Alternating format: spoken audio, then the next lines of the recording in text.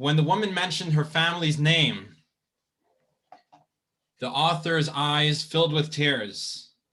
Do I remember your father? Do I know your father? Not only were we in the same camp, but we were in the same barracks. Now let me tell you about your father. When I was in Buchenwald, I was at the end. I just wanted it over already. What could there possibly be left to live for? Like many, I contemplated suicide. The difference between the others and me, however, was that I had managed to get my hands on some poison and had the wherewithal to bring my suffering to an end. And I was determined to do so. I still remember that day. I came to the barracks, headed towards my bunk with a plan to lie down and finally bring me peace. When I entered, your father was there. And do you know what he was doing? He was doing what he always did. He was singing. He had such a sweet voice, such a loving voice. He was singing a song I remembered from back at home, a different place, a different world. His voice was so piercing, so moving, so rich, and so alive. Elie Wiesel continues. He says, I challenged your father.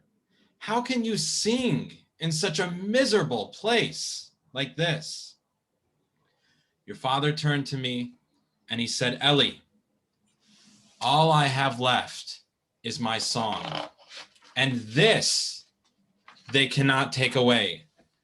These animals can take away our limbs, they can take away our bodies, but they cannot take away our song. Do you hear? He said, they cannot take away our song unless we let them. His song was his resistance, his small act of defiance and strength. And so I made it my own. I am alive today because of your father's resistance. My friends, Elie Wiesel is gone. And indeed, most survivors of the Holocaust have passed on. Today, we're fortunate to hear the miraculous journey of Philip Lazowski. I challenge myself and I challenge you to make their song our own. We have to ensure that our descendants will pick up the melody and keep on singing it throughout history. Make a resolution right here, right now, to sing and to celebrate Judaism like never before.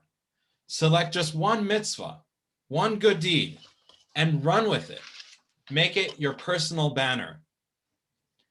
Before I hand it off to Ari, Philip's grandson, I'd like to thank Philip for sharing your story with us and the entire Laz family for making this a reality.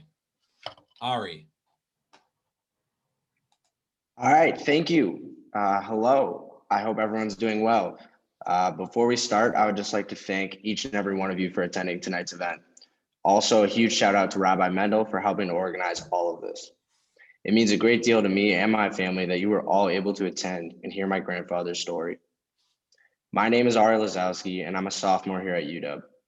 Throughout my life, my grandfather has played an immense role and has significantly influenced the values that I hold today. As you will soon hear, his captivating story helped pave the way for my unwavering belief and faith. For me, being the grandson of Holocaust survivors is one of the greatest privileges and responsibilities. Hearing about the struggles and willpower that occurred during the time of the war and the aftermath that came with it truly helped to put life into perspective for me. Making my family proud, working hard in school, and overall displaying proper etiquette all stems from hearing the sacrifices that my grandparents made.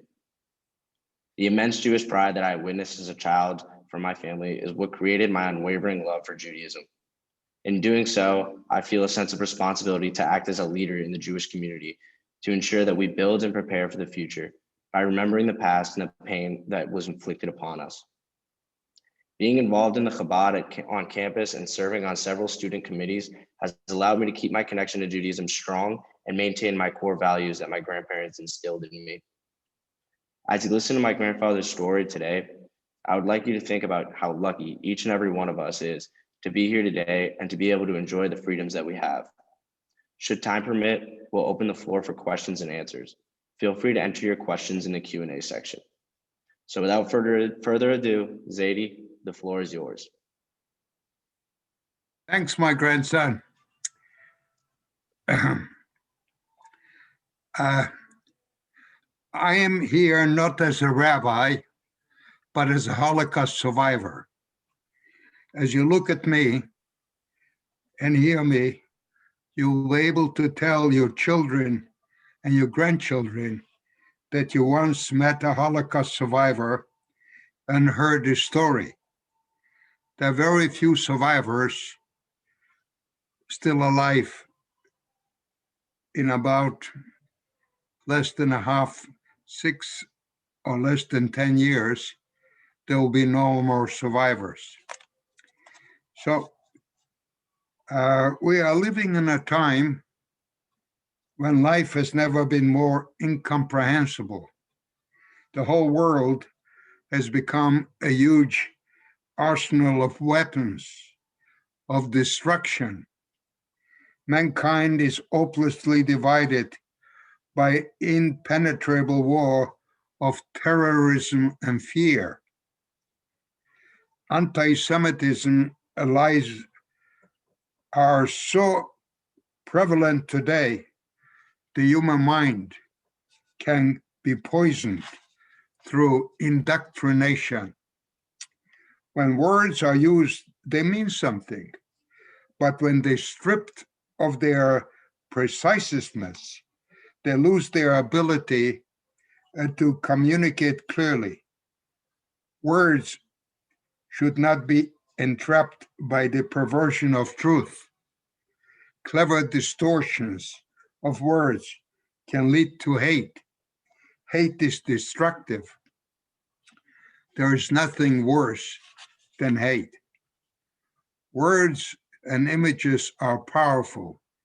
Say something enough times and show pictures repeatedly, people will start believing it.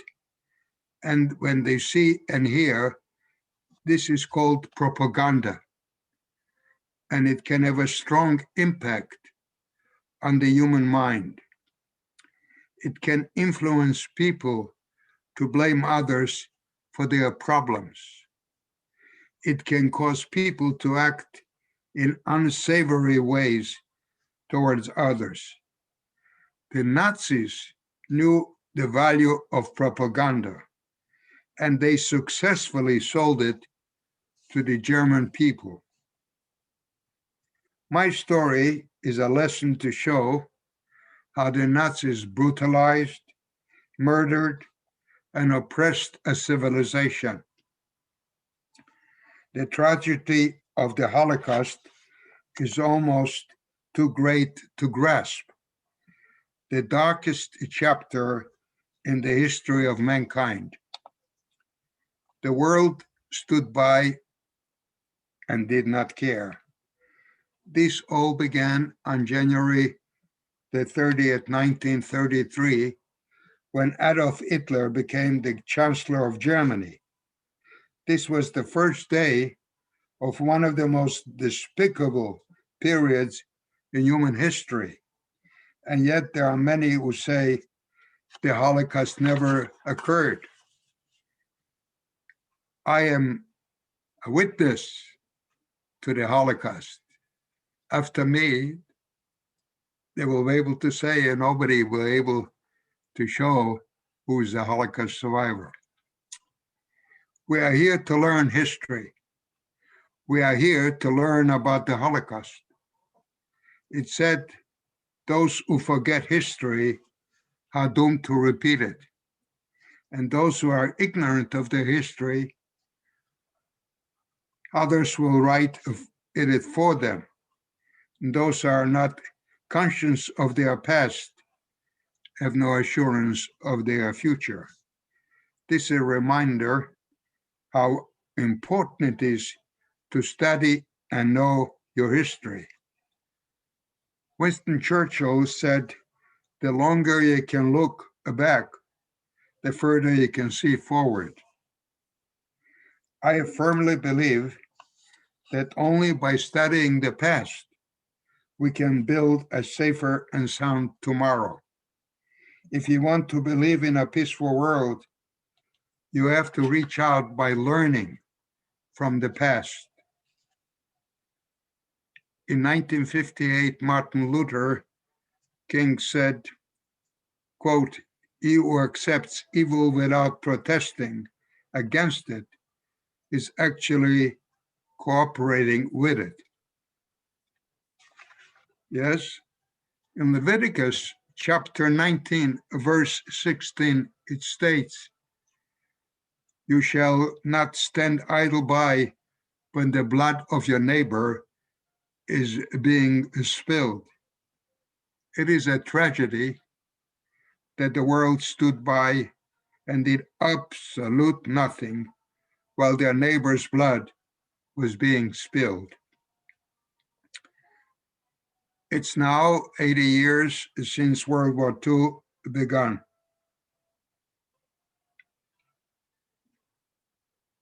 6 million Jews were murdered, massacred, raped, burned, and starved and humiliated, while the German people were looking the other way.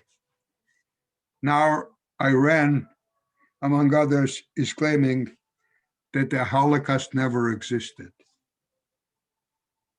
By learning about genocide, and particularly the Holocaust, that is why I wrote my story in the book called Fate and Destiny. I would like to tell you my story of survival. I was firstborn son of 5 children, 4 boys and 1 girl. When the Germans came to our town, Belica, which is near Vilna, or called Vilnius, I was 11 years old. It was in 1941.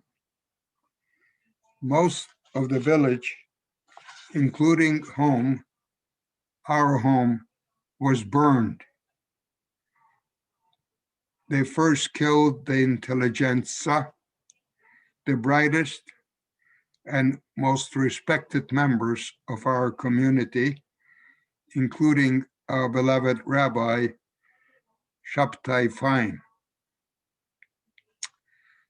Then they demanded all the gold, all the silver, all the diamonds, and other valuables. They took hostages with the intentions of obtaining even more of our possession, and then they killed them all. Within a few months, we were forced to relocate our small little village town of what we call Belica to another town called Zdenchol, which is Zetel in Yiddish.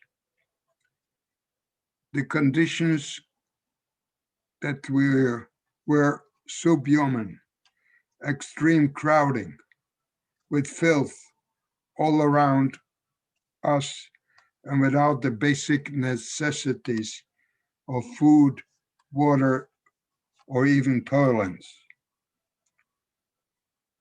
My family knew that our days are numbered because we had some Christian friends and they told us what's going on in the other ghettos. So we decided to build a cave. As the oldest son, I offered to conceal the entrance of the cave, and after the family safely inside, I told them that I will hide someplace else. This was the first massacre of the people.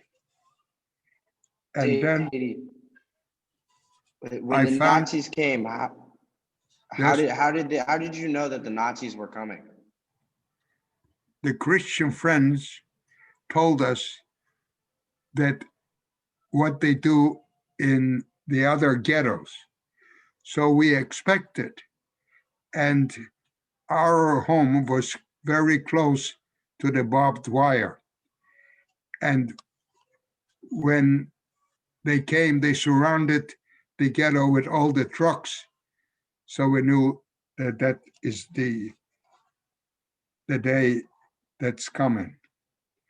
So when I closed the entrance of the cave that was not recognized, I tried to hide.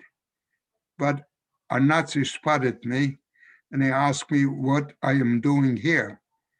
I told him that I forgot my coat. He says, "Where you going? You don't need a coat. You better run. If you don't run, I'll shoot you right now." So I started to run and I came at a place where they surrounded all the Jews from the ghetto. And the Nazis were masters of deception. They used euphemism to cover their intentions. The Jews were weak from starvation and totally isolated from the outside world. We're told that they were being sent to work centers. In reality, they were being sent to the slaughter. Innocent Jewish children, women, and elderly. Thousands of people went to death rather to abandon their families. So we assembled at the marketplace, expecting to send to work to another village. This was not a normal selection. The word selection was simply the Nazi's term for choosing who was to live and who was to die. So with his finger standing on top, he pointed this way or that way. And I observed that all the elderly and the children were sent to one place, and those who had certificates like a nurse, a doctor, a cobbler, or a tailor that they used for their own personal good, they selected them to on the other side. They chose them to live temporarily. So well, the Nazis were very brutal there. I saw a scene which is unbelievable. I saw a scene that a woman was breastfeeding a baby, and a Nazi came with a bayonet and pierced the baby while she was in the mother's bosom and threw it like a football. Never experienced this kind of a scene or behavior from a human being. Only animals kill when they're hungry. These people killed for joy in killing. And then I saw people were shot right standing there because they didn't move fast enough, etc. So I moved around the marketplace to find if they found my family's cave, so I will die together with the family. And I didn't find the family, so I went around and decided to ask some people to take me as my son. So I went over to a few people and they had their own children. And then little by little, the people were less and less. And then I noticed a woman with holding a certificate as a nurse with two little girls. One was 5 and one was 7. And I went over to the lady and I said, "Would you take me as your son?" Never saw the lady in my life.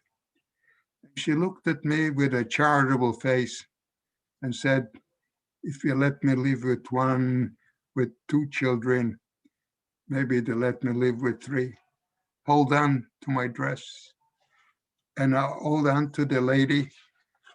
And she told the guy with the finger that points right and left that her husband is already on the other side because her husband was tall and strong. And so he looked, and so he pointed to go to the side of the living. So I asked the lady for her name, and she told me her name was Miriam Rabinowitz. I thanked her graciously, and in a while I was running to open up the cave to find the family. And lo and behold, when I reached their home, I saw 4 people dead in front of their home that I lived. So I passed out, and I was lying there. And then a wave of dizziness swept me, and I collapsed when I saw this. I was thinking that's the family that they found the cave. Well, when I awoke, my mother was standing next to me.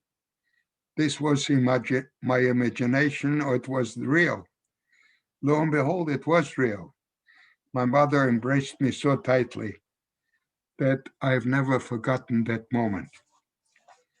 A few weeks passed by, and I was looking out my window, and I recognized the lady who saved my life, walking with one of her daughters. I cried out to my mother, "Mother, take a look. This is the lady that saved my life, that she took me as her son." And my mother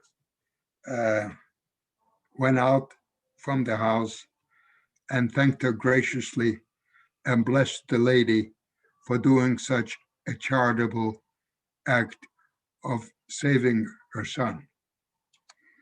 Within a few months, the Judenrein, the final massacre, began. Judenrein means Juden means Jews, rein means clean. So in German, Judenrein means nobody to survive. So we went again into the cave. We were there for 6 days and 6 nights. Then they found the cave. Mother said to us, "That's the end. Try to save yourself." One of the boys started to run, and the Germans shot him in the back. One of the other brothers ran into a outhouse, not on top, on the bottom. And then I was hiding on a little bush while they went to look for more schmuck, which means to more gold and silver if they find, which we never had. Well, when they found us, the sun was so bright and we were in the darkness for so many days and nights that we could hardly see because the sun was blinding us. So while they were searching here and there, I was watching what's going on. Then they took away Mother and the 2 little children, the youngest, of course, and I didn't know what to do, so I went to look for my father. My father was not with us. He was during the time when this second massacre happened.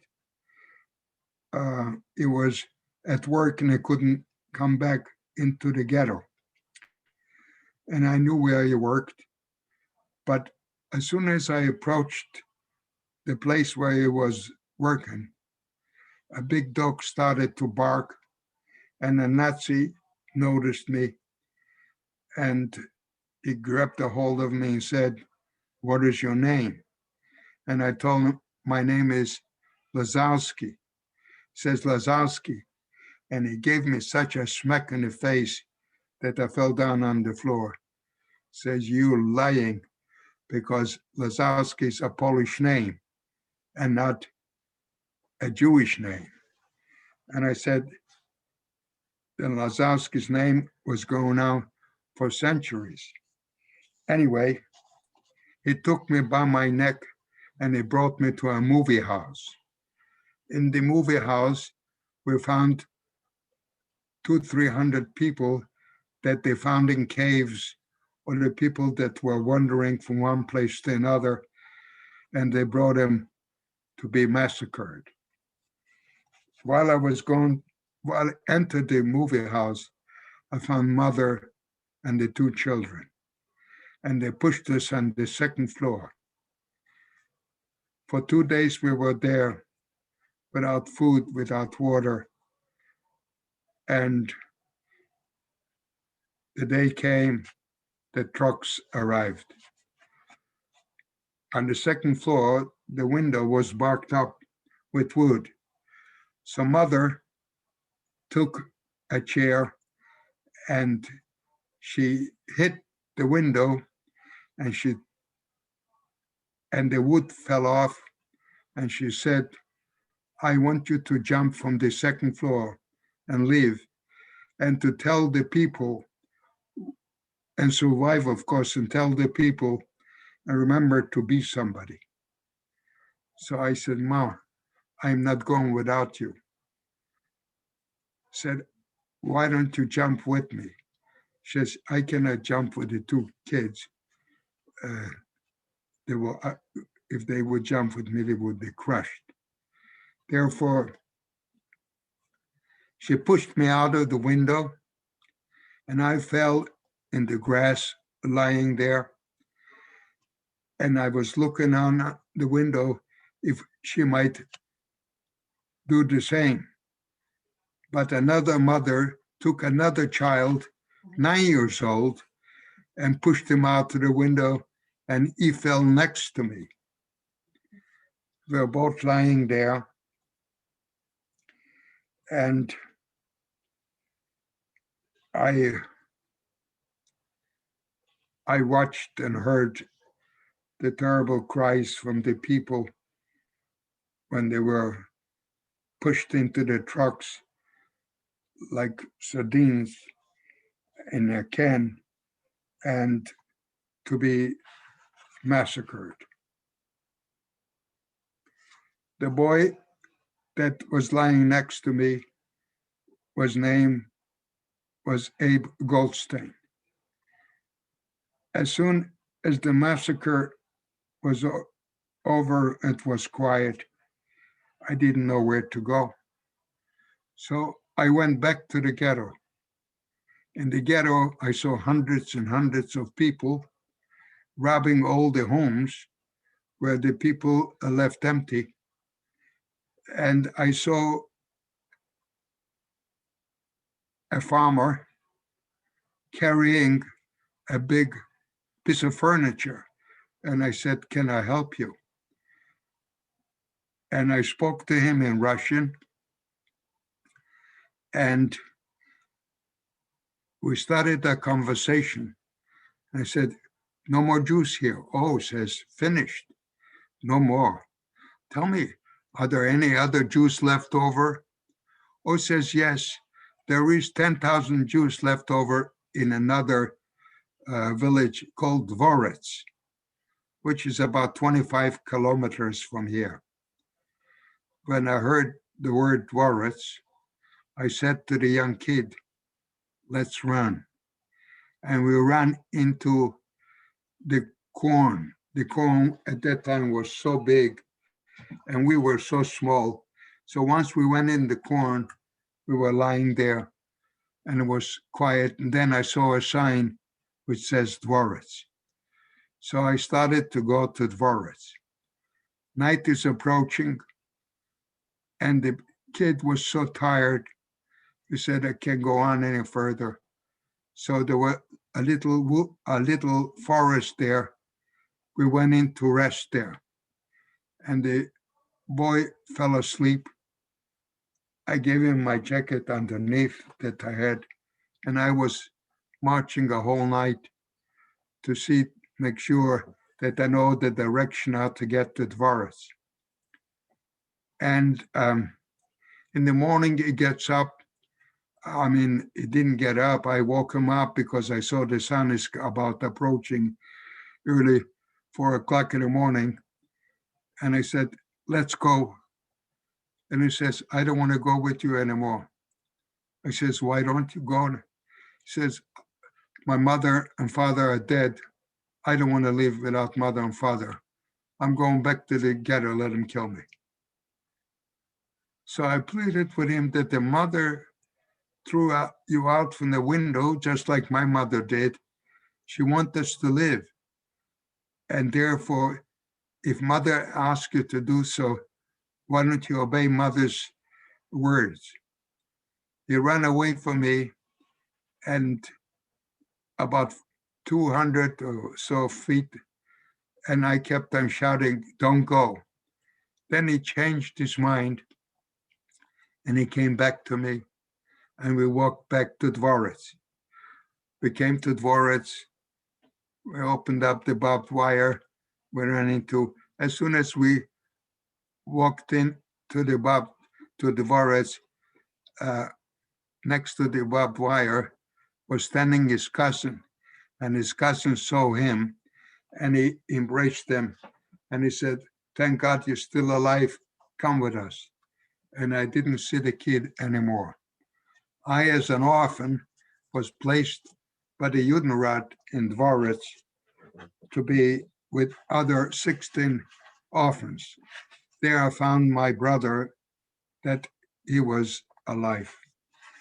We were sent to work into the place where they're building the airfield.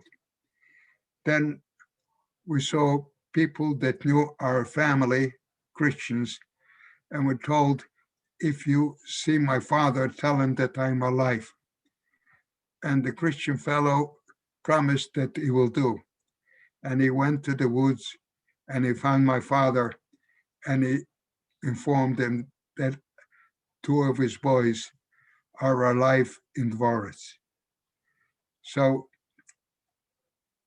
2 weeks before the massacre of the 10,000, my uncle came with another fellow. My father was too weak and sick to come to take us out. But my uncle came and took us out from the ghetto into the woods. We lived in the woods for 2.5 years. The woods were a tragedy to imagine.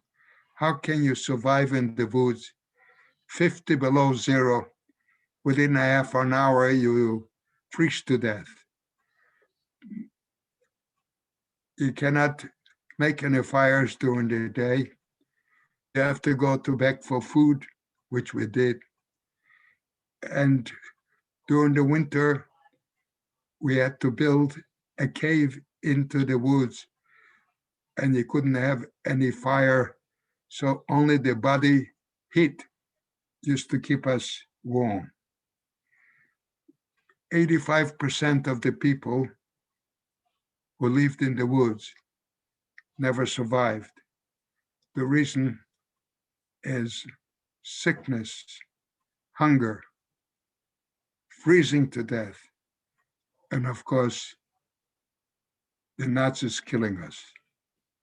So in 1944, we were liberated by the Russians. If there will be one more year or one more month or so, we would never be able to survive. So when we came to our town, we realized there's nothing there. And we decided to go to Palestine. But we couldn't go to Palestine because Palestine was not allowed to go because the English people did not allow any Jews to enter in Palestine. So we tried to get to American Zone as these DP, displaced person people. And we were going through the Alps at night, which is sponsored by the Israeli government, which was not a government at that, but was the Shluchim that helped us to cross in order to enter to Palestine. But we ended up to live in Austria in a DP camp. And in Austria, we were starting a school, a Hebrew school, with studying, etc. Then my father found out that the sister and a brother living in United States, and they send us papers to come to the United States. And that's why I ended up in the United States in 1947. Now, in 1947, I decided we didn't have any money. I worked very hard during the day, and at night I studied. Then I went to the Yeshiva University and Brooklyn College. And during the day, I used to teach to support myself in a Hebrew school. And then one day, one of our buddies got married. He invited us to the wedding. I didn't want to go because I never had the proper attire to go to a wedding, etc. And I was studying, was busy. Anyway, I was forced and I went to the wedding. At the wedding, I was sitting at a table. Next to me was a lady, and she started a conversation with me. And she asked me a few questions, and I asked her a few questions, and says, "Where you come from?" And she's a survivor. And she tells me she comes from a little town, Evia, which is not far away where I was born.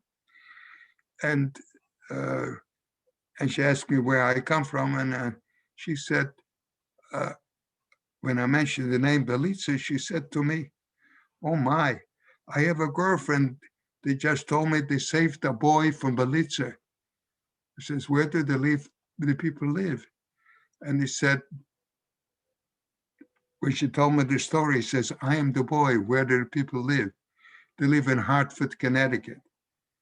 So I went downstairs, and by the phone, I called the operator to get me the Rabinowitz family. He says, "There are 6 of them. Which one?" And I told him, "Take the first one." And lo and behold, she got the right number and the right person, and the woman that saved my life answered the phone. And I introduced myself as I am the boy that she saved during the second massacre. Okay. The story is, of course, that I married one of the of her child, of one of our children that was together with me in the massacre. And that's where the Lazowski family comes from. And by the way, the boy, I used to take trips every year as the rabbi. I was very friendly with all the uh, churches that live in Bloomfield, plus the clergy, the priests and the ministers. We used to take trips there, and I used to leave the name of the bicycle that I saved. And lo and behold, they told me after 25 years that he's alive and lives in Edmonton, Canada. I called up Edmonton when I came from Israel, and he answered the phone. He says, "Who's calling?" And I said, "That's the fellow who saved your neck." And it was so quiet for a while till he realized that I am alive. And when I was retiring for so many years as a rabbi, he came to tell the story how, how I saved his life. So more or less, God was good to me that I was able to survive and serving the congregation for 45 years in one job and able to help others. And what I promised Mother, well, thank God, I was able to fulfill, to help others, to be somebody, and to tell the world what I went through. So I think it's time now. I can go on and tell stories, but now it's time for you to ask questions. So, Firstly, I want to say thank you, and I want to share how incredible and miraculous it is that your story doesn't stop there. Your story continues, and those of us who are fortunate to know your grandson, Ari, who's a student at University of Washington, we know that the Jewish pride and the conviction is something that passed down to the next generation. Whether it's wrapping tefillin in public or putting a mezuzah on your door, this is something that you definitely instilled in your family, and the Laz way is the way to go. We'll take some questions now. Obviously, whatever time allows. So if you can type your questions into the chat box in order to keep it as orderly as possible. I'll monitor the chat box. If anyone has any questions, feel free to enter it in the chat box. In the meantime, Philip, how old were you, just to summarize, how old were you for the bulk of the story? bulk of the story, I was 11 years old and 12 years old when I went to the woods. Looking back, are you surprised that you had that you were mature enough to do that? Well, you have to have the faith in God, and you have to have the stamina to not to give up, but to keep on going till you achieve whatever you want to achieve. So the most important thing was to survive. And to survive is a great hardship for an orphan, that everybody hates you. Everybody doesn't want to help you. Everybody wants to see you dead. So in an atmosphere like this, you have to be strong enough. Okay, David sends a note. What happened to the girl at the wedding? Gloria.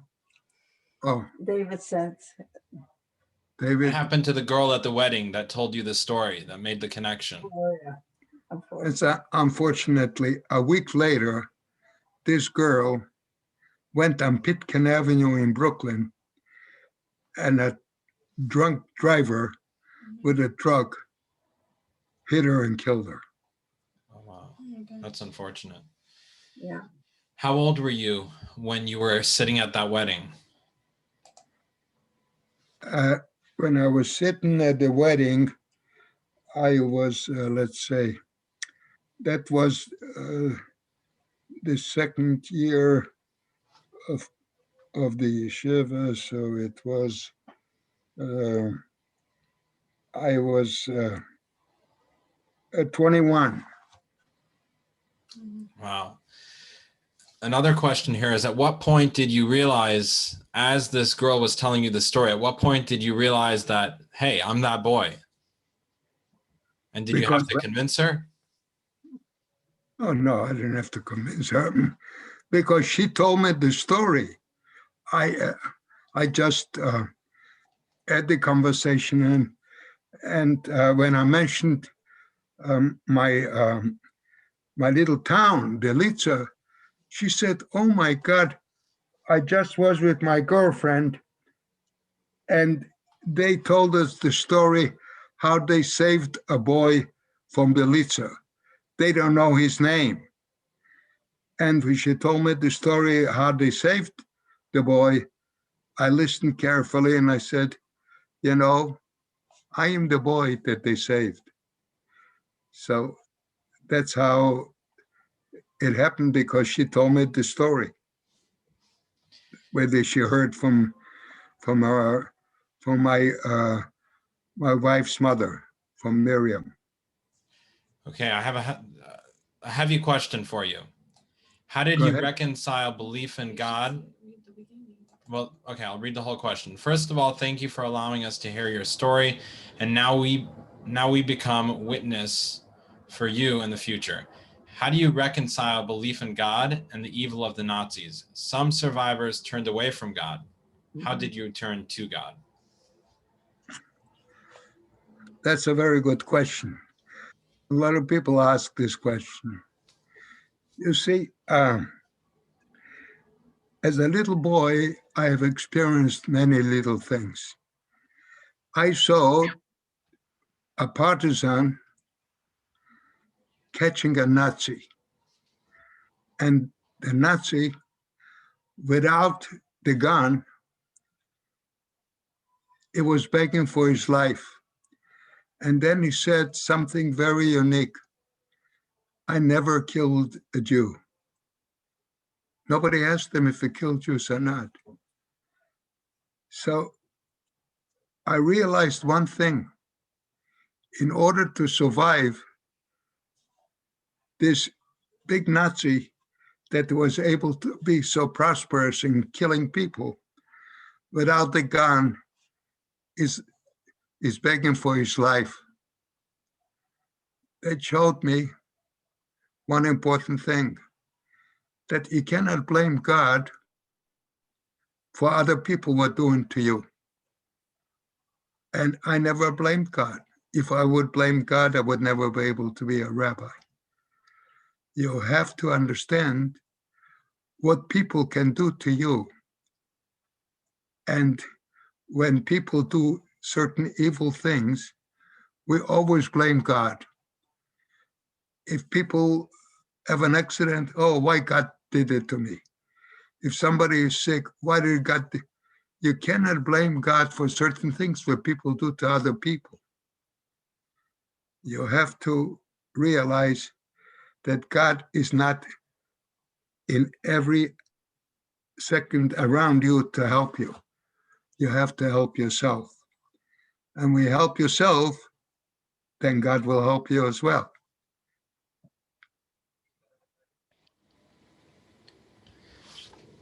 Good answer. Thank you. You live your life without hatred. How can that be? I guess the question can be without hatred towards anger towards God and hatred towards the Nazis. So the anger towards God part you answered, but how about hatred? That you lived a life where you saw things that it's unimaginable for the average person today. Well, how much hatred can you have? Listen, sooner or later, you have to stop hating, because if you keep on hating all the time, you eat yourself out of life by yourself. You have sometimes to forgive, and forgiveness is very important. We are trying to forgive people who do evil things, but the same thing, we must remember what they did, because if you forget, then things will repeat itself. That is why it's so important to know what's going on in the world, and not just to sit by and watch things happen and do nothing about it. You have to get involved. You have to do something. A new generation comes, they forget what the other did, and they start doing certain things even worse than the others. So all in all, we as educated people must realize that history repeats itself. And if you forget what transpired before, then you will relive again certain things that is facing you. So you must not hate, but in the same token, you must never forget, because hating brings destruction. And we are taught not to hate. We are taught to forgive. And forgiveness is very important. Wow, definitely powerful. Eva Schloss, Anne Frank's stepsister, was here 2 years ago, and she answered a similar question by saying that her father told her that by hating, similar to what you were saying, by hating, you're only making yourself bitter. The other person doesn't lose the fact that you hate them. They're not paying rent in your mind. Yeah. Another question here is, what happened to the remainder of your family? Did you ever hear from them again? What do you mean, remainder of family? Which family? Who was left in your family, in your immediate family? Yeah, my brother is left and my father, but my father since passed away. So being my brother is still alive, so that is Did they come that is across we with were you? one of the youngest to people survive, because from our town only 2 or 3 youngsters survived. The rest of them all were massacred. Did your family come across with you? They immigrated with you, your father and brother?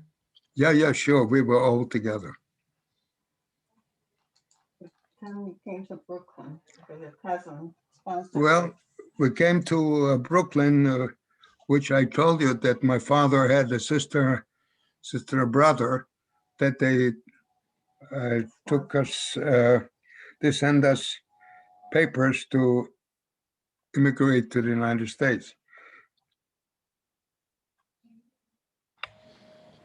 Thank you. If anyone has any other questions, feel free to enter it. Otherwise, we'll begin to wrap up. Thank you so much for sharing this story. I hope it inspires others, and I hope we can take responsibility to not allow the memory of the Holocaust to disappear, but to ensure that we're proactive. David wants to know if I have a book coming. David wants to know what? If I have a book coming.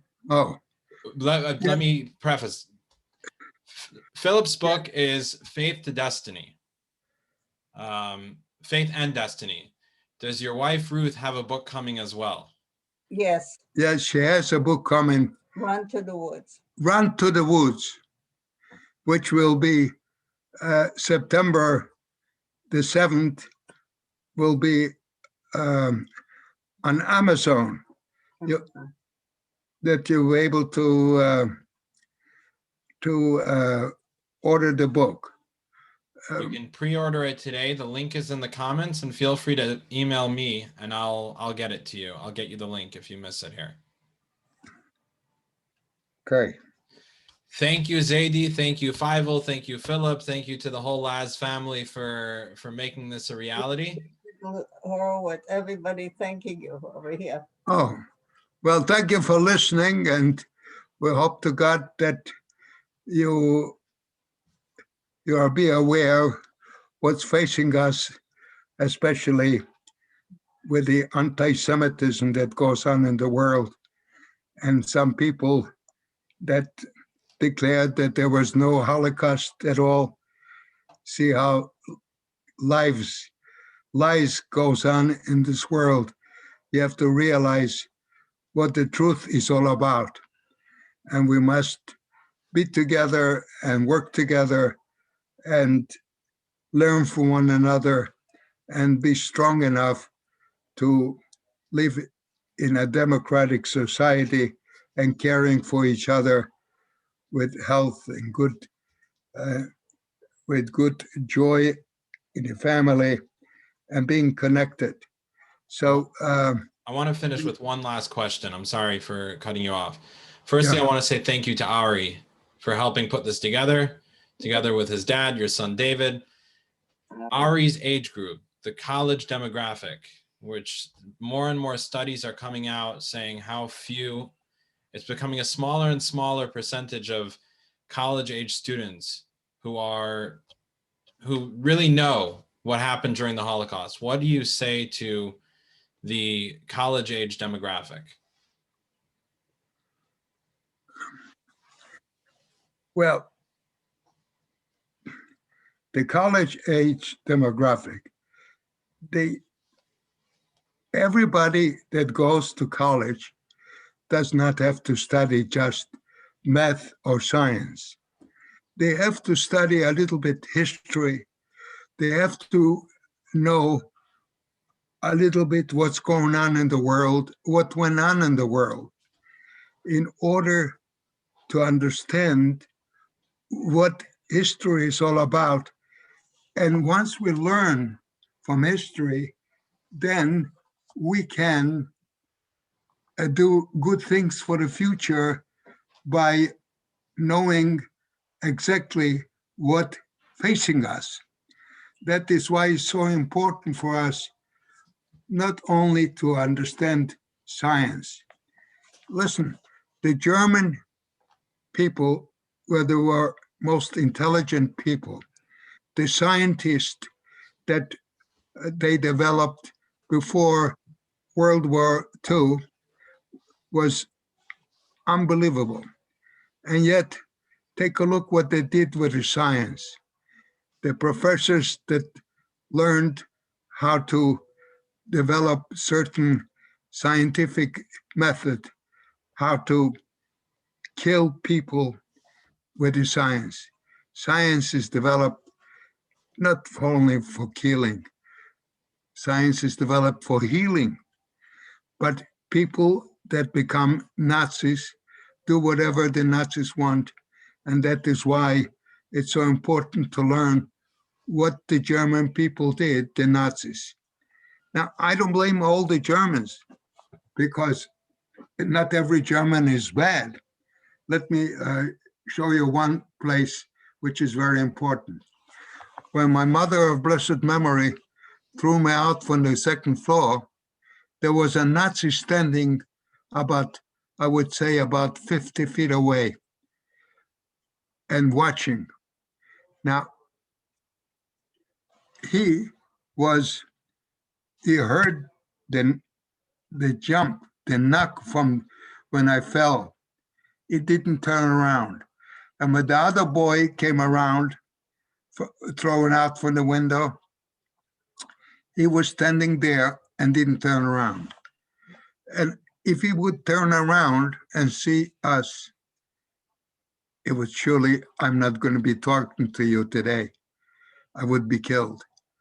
So you see, there are certain people that even though they are Nazis, but they are good people. You never know who they are. So you cannot blame everybody, but we must do whatever we can to help one another. And if we learn from the past, then the future will be a much brighter one. Thank you for your time. I know it's late for you. The video will be on Chabad's Facebook page if anybody wants to go and watch it afterwards. God bless you, Feivel, and Okay. go ahead. What were you going to say? Many more happy, healthy, and years to come with nachas from your family. Thank you so much. Be well. Bye-bye. Ari, stay well. Study hard. Mickey, You too, And Rabbi. Michaela, be well. I miss I you. love you.